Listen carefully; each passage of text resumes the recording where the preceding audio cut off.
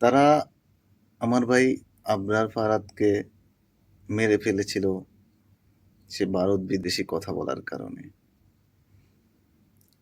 কিন্তু তারা ভাবেনি যে এই আবরার ফারাদ ফিরে আসবে আবু সাইদ মুগ্ধ হয়ে।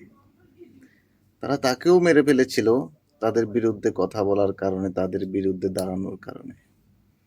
কিন্তু তারা কল্পনা করতে পারেনি তারাও ফিরে এসেছে ওসমান হাদি হয়ে। আজ তারা তাকেও মেরে ফেললো।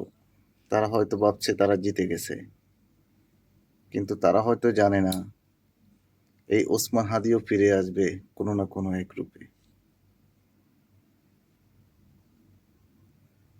আজও কানে ভাসে তার সেই কথাগুলো, কবে জানি হবে শেষ কথা।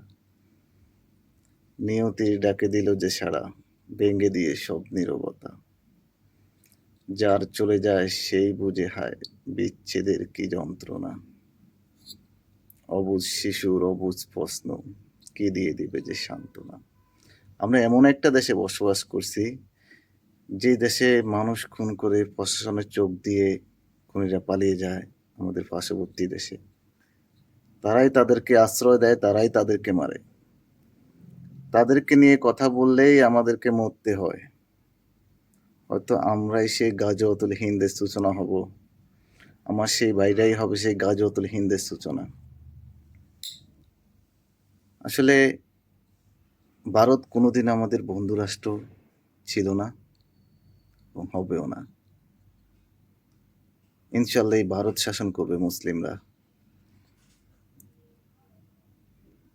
তারা আমাদের এক ভাইকে শহীদ করে দিল কত সুন্দর করে। তারা যে স্বপ্ন দেখতেছে তাদের স্বপ্ন সত্যি হবে না। এই বাংলার মানুষ তাদের স্বপ্নগুলাকে সত্যি করতে দিবে না। বাংলার মানুষ রুখে দাঁড়াতে জানে। এই বাঙালি কখনো হারতে শিখেনি, হয়তো লড়েছে নয়তো জিতেছে। আমরা হারতে শিখিনি। আমরা ভারতের দাসত্ব কোনোদিনও স্বীকার করিনি এবং ভারতের দাসত্ব কোনোদিন স্বীকার করবও না। আমাদের নিঃশ্বাস যতদিন আছে আমরা লড়াই করেছি, লড়াই করব। বাঁচলে একদিন বাঁচব সিংহের মতো, বিড়ালের মতো 1000 বছর বাঁচার চেয়ে উত্তম।